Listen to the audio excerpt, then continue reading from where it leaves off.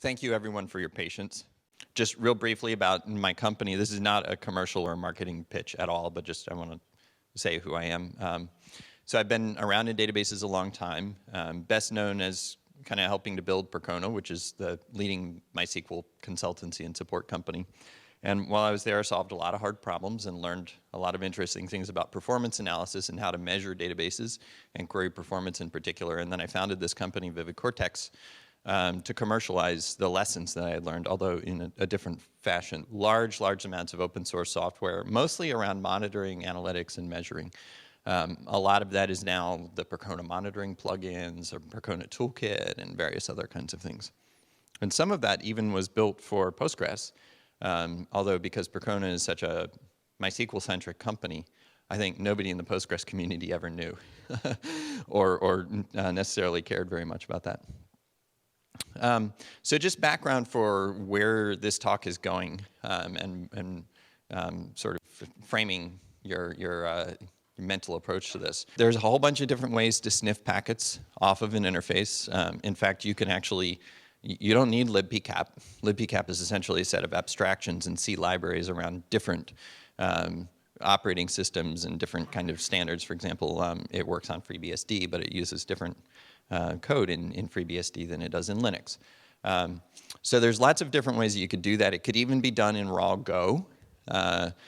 We've tried, I think, probably upwards of 10 different ways to do this and found that libpcap is generally the highest performance way to do it for our needs. However, we have to actually modify libpcap for specific things and even inject some assembly code and push some of the stuff into the kernel using the Berkeley packet filters interface in the kernel. And there's lots and lots of low-level stuff that we've micro-benchmarked to death and reduced the performance impact to almost negligible. And there's like 3 of our engineers who have worked on this for about 3 years. So there's a lot of engineering that's gone into it. Those changes were just performance? Yeah, the changes that we've made have been performance improvements, and they're often very specific to our use case. So in a nice, clean sort of a way, you could think of this as being the layered protocols, and you could think, oh, we reassemble reassemble IP and then reassemble TCP and reassemble what's on top of that, and so you'd have kind of these layered abstractions. And indeed, there are some packet sniffing and decoding libraries out there that work in this way, and then everything is nice and modular. And when you actually run this in production on really high traffic systems, you find that particular parts of it are costly. And so in order to get good performance, you have to violate the layering in ways that are just pretty ugly. It's not a whole lot of fun to work with. So a lot of our libraries are built around like, okay, we know that, for example, when the database is sending rows back to the client, we don't want to look at and decode the contents of every row. That's not what we're interested in. So skipping those packets and skipping that requires to be done at a very low level, which is kind of a reach back around, violating the layering and telling it to skip those and not send them up the stack. And it's all quite a mess. I mean, it's not horrible, but it's not what you would call elegant. So, I'm an open source developer at heart. Now I'm running a business, so I have several different kinds of motives, some of which are hard to reconcile. It's hard to make a business on open source, and if I don't have a business that's viable, I can't really contribute back to open source. But I wanted to contribute this back, and we were thinking of ways to do this over time. And eventually we decided, let's just take our core TCP sniffing and decoding libraries and the libraries for the various protocols, which we currently support, MySQL, Mongo, Redis, and Postgres. Let's just take those and bundle them into standalone executables that are, I think there's, really, we're reusing a whole bunch of our core libraries, and then there's about, I don't know, 20 lines of code, Go code around that, and then these things become these standalone libraries. They don't have a lot of the advanced stuff that goes into our agents, like pulling out individual samples probabilistically and generating metrics off of them and stuff. They essentially are a fire hose of, here is the database traffic that you're seeing. And this is what it looks like printed in a textual format that we chose a textual format that resembles the MySQL slow query log, which has lots and lots of tools built for it. So whether it smells Postgres or whether it smells Redis or MongoDB or not, it's usable by a lot of these tools that have already existed for a long time. And these are free. We have the marketing folks put an email address capture form in front of them, but otherwise no obligations. So let's talk about why we would want to do this anyway.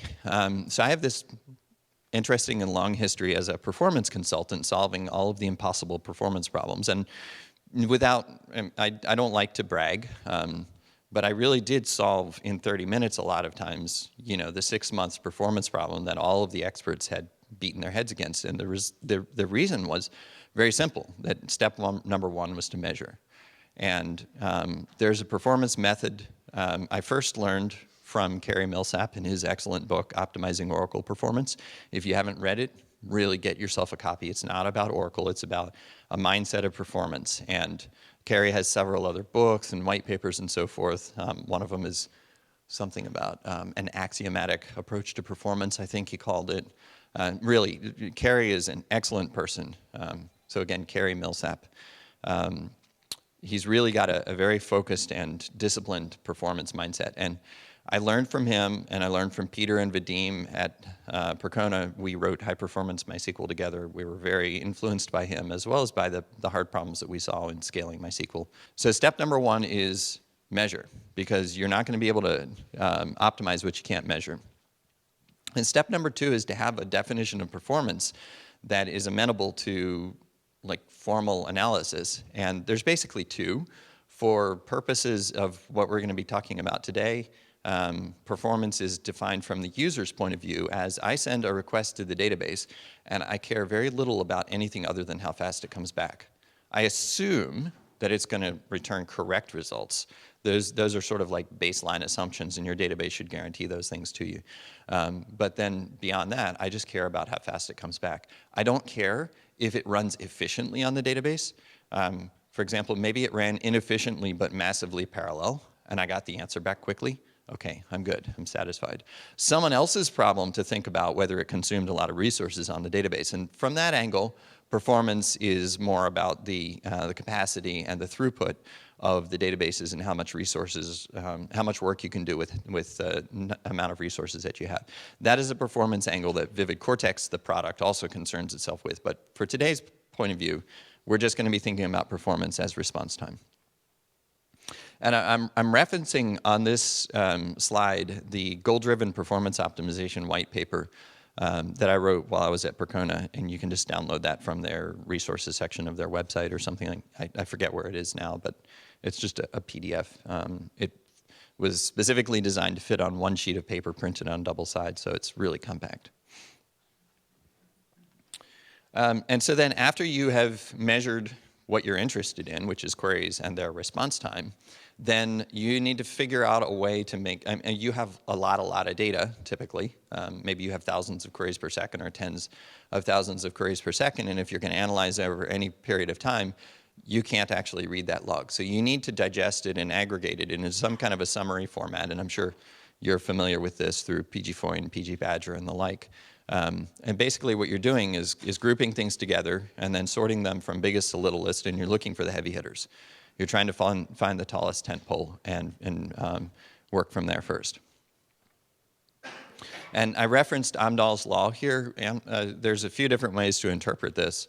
One of them is that if you have a query that in aggregate is consuming 5% of your total query time in your database, then no matter how much faster you make it, you're not going to be able to improve your situation more than 5%. So you can kind of, one of the important things to do when you rank these from biggest to littlest and then look at the top X is just look at how much of an overall of the proportion of this does this query use, and is it worth really looking into? Because as I often like to tell the consultants at Percona, don't spend $1,000 solving a $100 problem. So you have to be conscious of that. And what I've generally found is that if you do focus on the heavy hitters and the biggest items, then the rest of it is pretty transparent to particularly the development team. So all of the hard problems were usually solved by essentially producing a report, which I eventually built tools to do. So it almost became a brains-free procedure. And then you show people the report and you say, this one is 18% and this one is 35%. And what do you make of that? And they're like, oh, really? I totally know where that query comes from. I'll go fix that. And there's basically 3 reasons for a query to be slow. It's running too much, it's running too long, or actually the reverse, I want to say that 3 things a different way. There's 3 ways to improve a query. You can stop running it, you can run it less, or you can make it run faster. So usually when you just ask people, like, does this query need to run as much as it does? Because maybe it's a really fast query, but it's running a lot of times, and in aggregate it adds up to a lot. If you ask people, does it need to run? Does it need to run this often? And can we make it faster? And then you just basically rinse and repeat from there. So then the next question is, how do you actually do this measuring? And that depends on the technology. And there's pretty much 2 ways that you can approach this. You can take what you're given, or you can say, F it, I'm going to get the data I need, regardless of what I have to do. And a lot of my career has been, well, this thing doesn't give me anything, or whatever it gives me is basically crap. And so I have to find another way to measure what matters to me, kind of come hell or high water. A lot of databases will have something like a slow query log built in. Some of them, believe it or not, don't. There is absolutely no way in some databases to even get a query log. But in a lot of databases, obviously in Postgres, there's a query log that you can turn down the minimum statement length to 0, and so then you're logging all of the statements with their durations, and you have this nice log, which is problematic. First of all, logging is an operational risk. I can't tell you how many times I've seen people turn on logs and fill up their disk and crash their database, and that really sucks. And there's problems with enabling and disabling logs. You think you disabled it, or somebody said, wow, the disk is filling up, this is a problem, I'm going to go in and RM it. Problem solved, except they didn't actually RM it, they just unlinked it and it's still there, deleted in memory, filling up your disk. The other thing is that logging typically has high performance impact, both on the server that it's running on, because it's consuming server resources, I/O in particular, as well as the internal implementation of logging often adds significant latency to queries. Usually logging, in order to be done in a way that's not going to come out with utter garbage, you need to have a mutex around the logging implementation, and that ends up being a choke point for high performance servers. So through a lot of really bitter experience, I have concluded that logging is to be avoided. We don't do anything with logs in VividCortex. I can confidently say the best log analysis tools from MySQL, and I just wanted nothing to do with it after that, after like 10 years of fighting with that. So logs are there, and if you're happy with them, that's okay. I'm not very happy with them. Another is the internal instrumentation, such as pgstat statements or whatever performance, you know, the $v views and things like that in Oracle.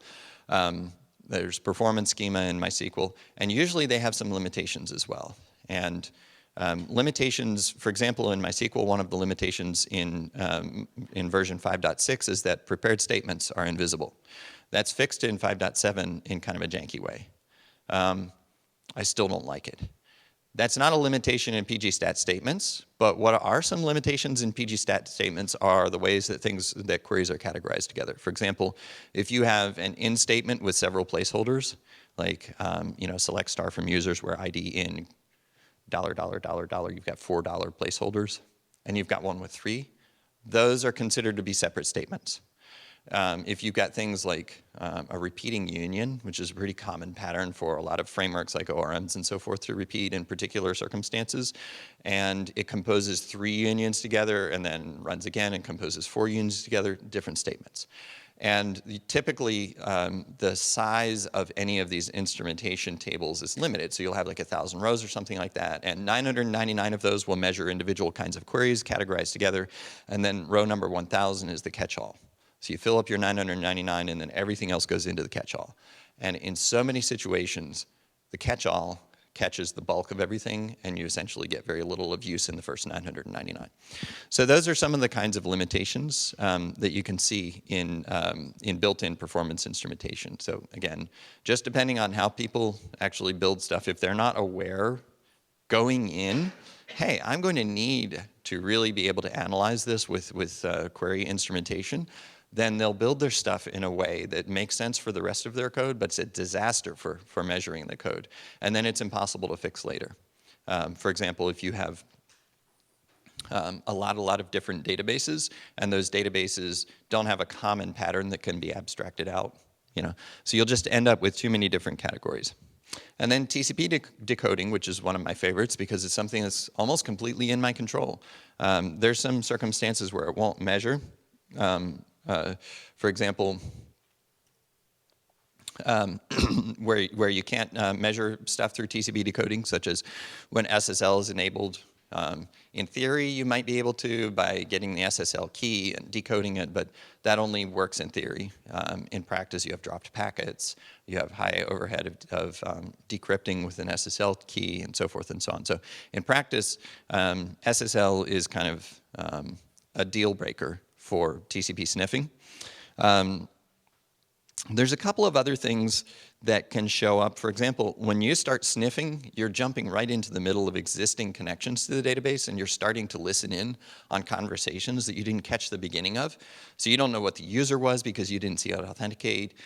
You might not know the current database. You might not know, for example, if it's executing prepared statements, you didn't see the prepare, so you don't know what that statement was. You just see an execute with a number and some parameters.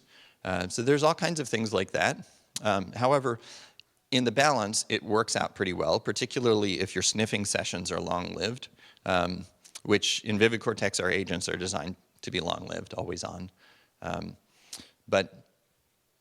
Oh, and there's a couple of other things, like dropped packets in particular are really problematic because you might see a query arrive at the database server, and you don't see it stop, and you don't see it stop, and you're like, well, is it still alive, or did I actually miss the response?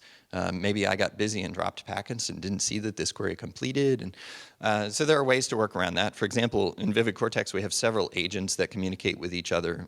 One of them will periodically look at what queries are live and long running and communicate to the sniffer agent and tell it, yeah, that one's still running. You didn't miss it. So there are ways to work around those kinds of things. But some of those don't necessarily apply to the sniffer tool that I'm going to show you today. But in general, I kind of talked about the anti-reasons first, the cons of this approach first. In general, TCP sniffing works really well and can be done with low overhead. And you don't need anybody's permission. You don't need to tweak any settings on the server. You just start sniffing. So it's on vividcortex.com/resources. And I'm going to run a little demo here. Let me check my time and make sure since we got started a little late. So I'll do a quick demo. I had a few things prepared. I'll do some of those. So in general, you're just going to download, fill out the download form. It'll email you a link. You'll download and unzip. And then the binary that results, there's a little README file. But the binary that results is just ready to go on Linux systems. We only built for Linux initially. If you need FreeBSD, by the way, do let me know. We support Linux and FreeBSD, and soon we'll have Windows. But we've only released free sniffer tools for Linux at this point. And then you just need to run as root because it's going to need to put the interface into promiscuous mode. Same thing as TCP dump. And then pipe the output to a file. And because I used the MySQL slow query log file format for the output, excellent suggestion to do it in JSON instead. But since I did it in the slow query log format, use some MySQL slow query log analysis tool, of which PT Query Digest is definitely the best to analyze the results. And so I'll show you how to do that. So let me switch to my demo if I can. Might have to put the mic down here for a second since I had to split my screen.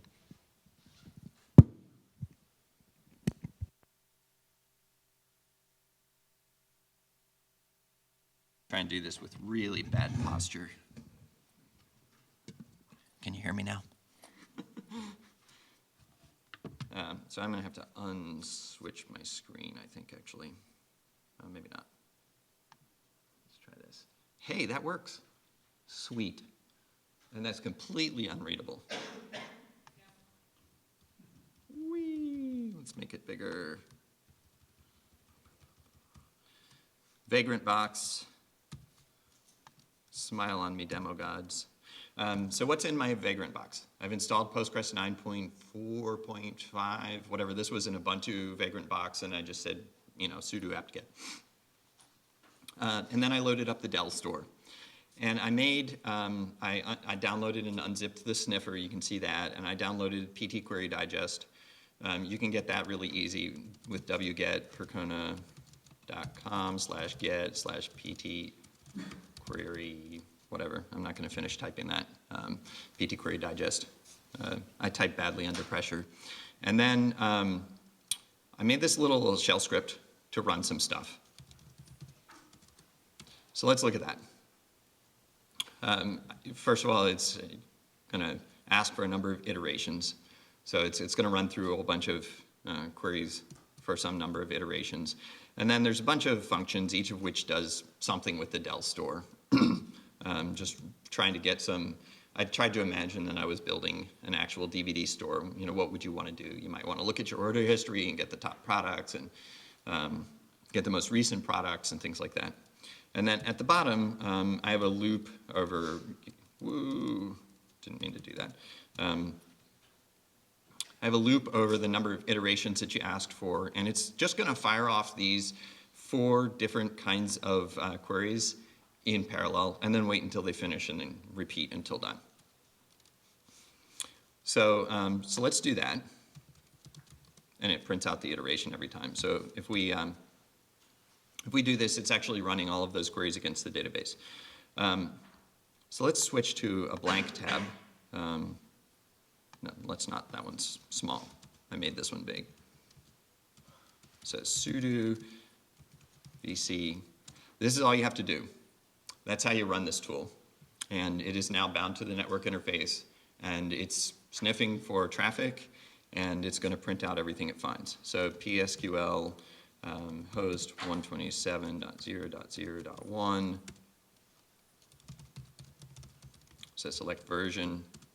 There we go, and over here it printed out. So this is the log format. You get the timestamp at the top, and you get the user and the origin host where the query came from. You get the latency of the query, very important for our purposes today, and then you see the query itself. And looks like we're adding an additional semicolon at the end there. So Control-C to cancel that. It handles a lot of different kinds of things nice and gracefully. So what we're going to do is we're going to just pipe the output into log.txt. And then in my other terminal, I'm going to make load, but I'm going to make load 50. And so there we go. So all of those queries are being captured off the wire and timed and written into that log file. And when we're done with this, we're going to have a log of queries, and we're going to use PT Query Digest to aggregate that up. So Perl, good old Perl. I don't write Perl anymore. I would write it in Go if I did it over again, but back in the day, Perl PT Query Digest log.txt. Let's look at the log first.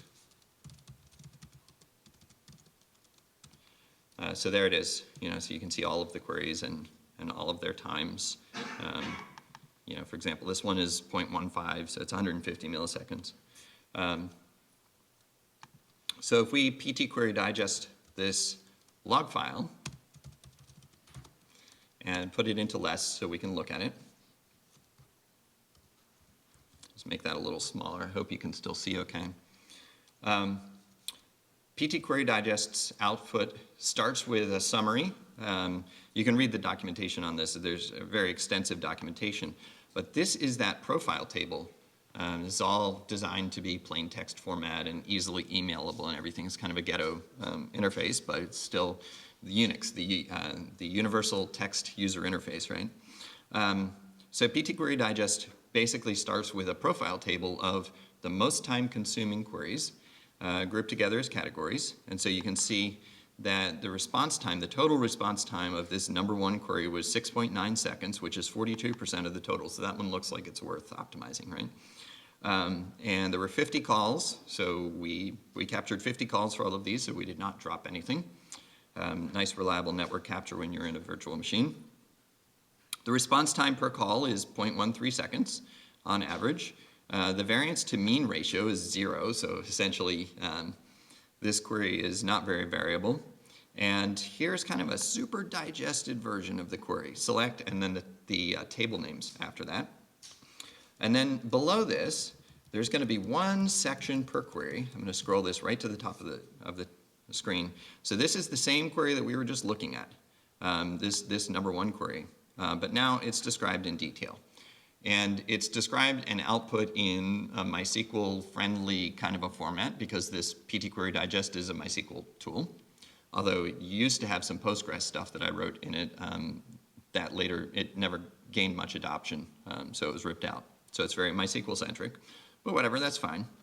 Or at least I hope it's fine. And it has tables of various kinds of metrics and how they're broken out and their distribution and percentiles and things like that. And then at the bottom it has the longest running sample in this log file that we analyzed. So this is the worst sample of the exact SQL itself, so you can go and analyze that. There was no variability in this particular query. One of these queries I actually put some randomness in, but I actually used the random function, yeah. So we don't get to see what that random number was. And so that's the end. This is not particularly interesting because I only ran 4 queries against this system. But that's essentially the kind of analysis that you need to do. As simple as this seems, like 95% of your performance problems, boom, they're done when you show people these are the most expensive queries running against your database, and here's how often they ran and their response time. Do we need to kill this one, make it run less often, or make it run faster? And each of those has a different answer. If it's make it run faster, then you go and you look at explain plans and is it using indexes and all that kind of stuff. You can also sub-profile things like what states was it in, what was it spending its time doing, if it's doing too much I/O, why was that, maybe index again, kinds of things. The other thing that I had promised to talk about in the description of this talk was what is the actual overhead of this? And so let's look at that. In general, at VividCortex, we say that our agents consume less than 1% of total system CPU. They may consume more than 1% of an individual CPU, but if you have a server with 32 CPUs and it's consuming 30%, it's still less than 1% of the total system CPU. We also generally say that our agents don't consume more than about 20 megabytes of memory. So taken overall, the agents are designed to be very low impact, and they do no I/O. So the only thing that you have to worry about is CPU and memory. As far as CPU is concerned, they're essentially, if you're running your server at 100% CPU utilization, you either have a special case or you have a real performance problem, and you needed to do this kind of analysis a long time ago. But generally, most highly loaded database servers are going to have free CPU. And those free cycles can be consumed essentially with zero practical performance impact. Yes, there's overhead, but no, there's no real practical performance impact. And because I'm friendly with Bracona and because they're extremely objective and impartial, I hired them to performance benchmark the impact of our agents, again, not the sniffer, but our agents running on MySQL. And they essentially concluded that, yeah, unless you're running at 100% CPU, you're only going to be using resources that are already free. But let's just look at this. So let's dev null this, run the sniffer, and let's run the, let's make this a little bit bigger.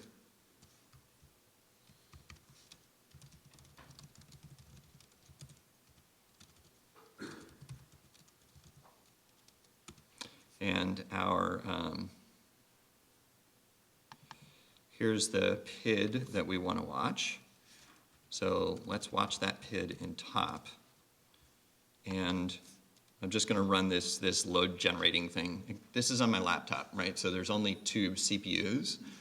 So I'm not going to be able to push a lot of load through this, even when I'm running 4 queries concurrently. It seems like you have to do some inspection to see if there's Postgres. So by default, so the question is there benefit to discarding some ports? And if you look at the help output of the sniffer,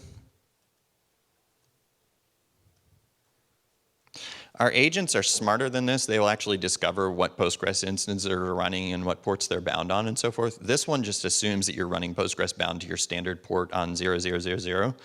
And so it will already push in a packet filter into the kernel on port 5432. I think you might also be pointing towards maybe some of the clients you don't care about, so filtering out some of the client IP addresses or something like that. That's something that we could add as well, I guess. Because I was thinking about running it on PG Bouncer. Running on PG Bouncer, yeah. Yeah, so you could do that.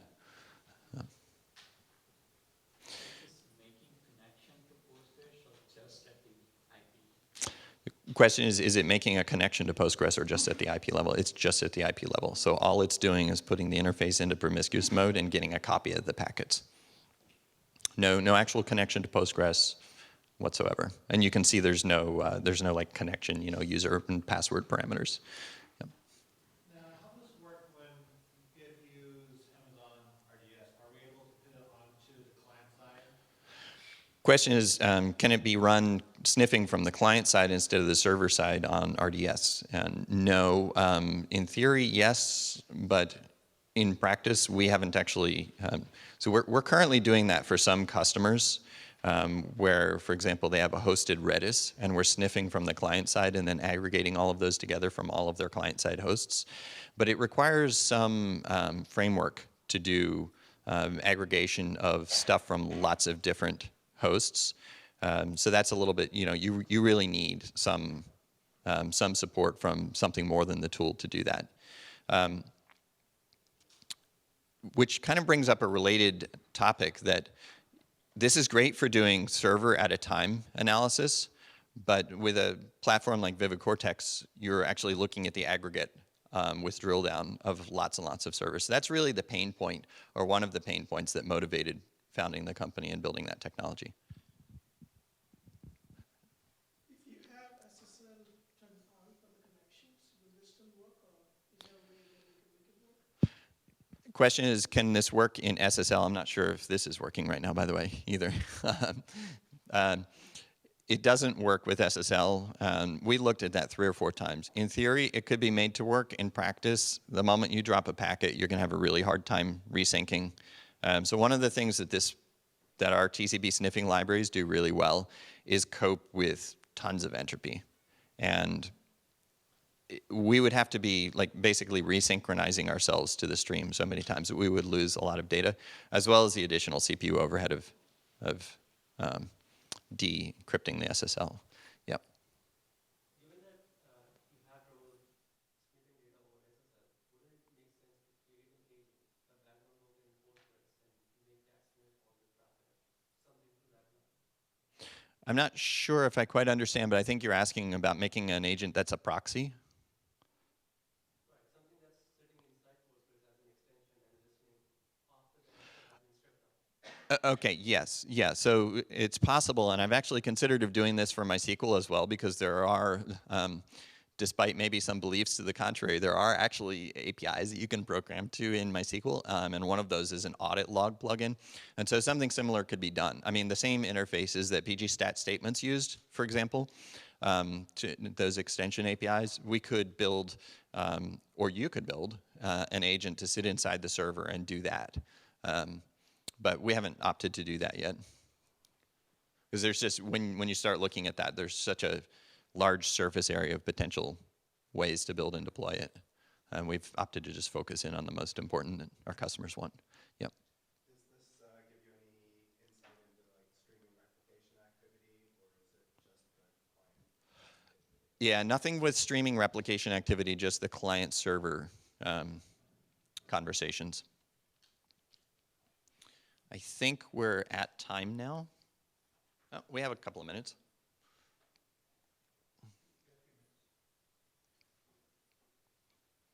All right. I have my contact information here on this slide.